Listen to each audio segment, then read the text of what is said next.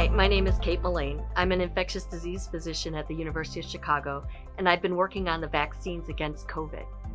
The first two vaccines, approved for early use by the FDA to fight SARS-CoV-2, the virus that causes COVID-19, are both mRNA vaccines.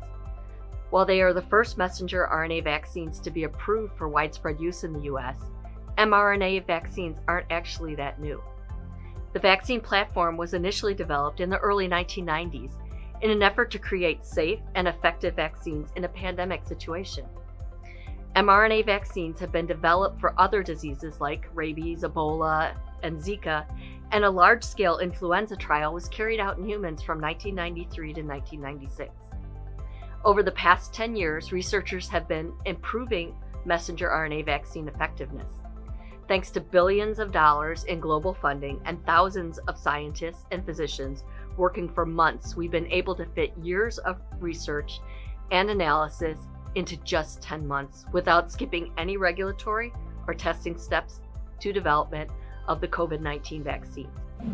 Most vaccines work by presenting your body with a weakened or dead version of a virus, or some of the proteins found on the surface of the virus. By showing the virus or parts of the virus to your immune system, the vaccine teaches your body to recognize the pathogen and turns on production of antibodies, which are proteins that attach to the virus and allow killer immune cells to gobble it up. Or, in the case of COVID, the antibodies glom onto the spike protein. The spike protein is what the SARS-CoV-2 virus uses to attach to cells and infect them. An antibody against this protein prevents the virus from attaching to human cells so the virus can't infect those cells. How does an mRNA vaccine work, and how do we know that they're safe? mRNA, or messenger RNA, vaccines teach the immune system to make memory cells so that if you are exposed to the virus at a future date, the immune system has the ability to rev up production of antibodies rapidly and fight off the pathogen again. In mRNA vaccines is a copy of the genetic code used by the SARS-CoV-2 virus to make the spike protein.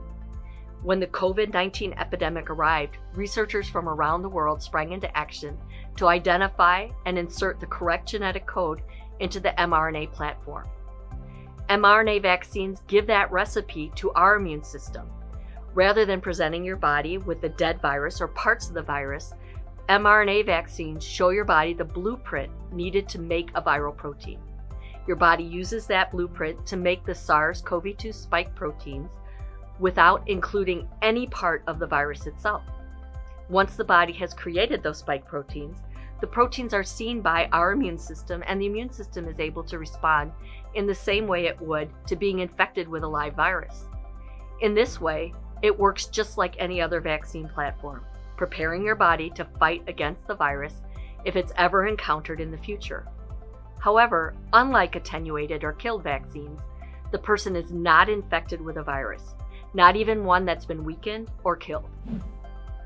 mRNA is a small, fragile fragment of genetic information that's rapidly broken down within the bloodstream and within cells. While it's a type of genetic material, it cannot interact with, bind to, or affect DNA. It cannot even enter the cell's nucleus, where the DNA resides. mRNA is broken down rapidly by enzymes in the bloodstream and in the body once its code is translated to make proteins.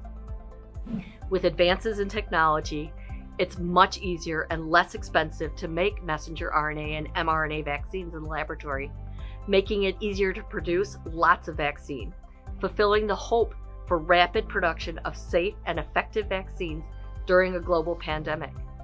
So far, the COVID-19 vaccines appear to be extremely effective, up to 95% effective, and very safe, with allergic reactions reported in only 6.1 cases per 1 million doses administered.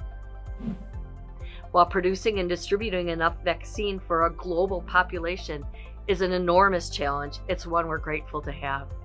As a physician, it's my hope that these new vaccines will allow us to protect our communities and ourselves and finally overcome COVID-19.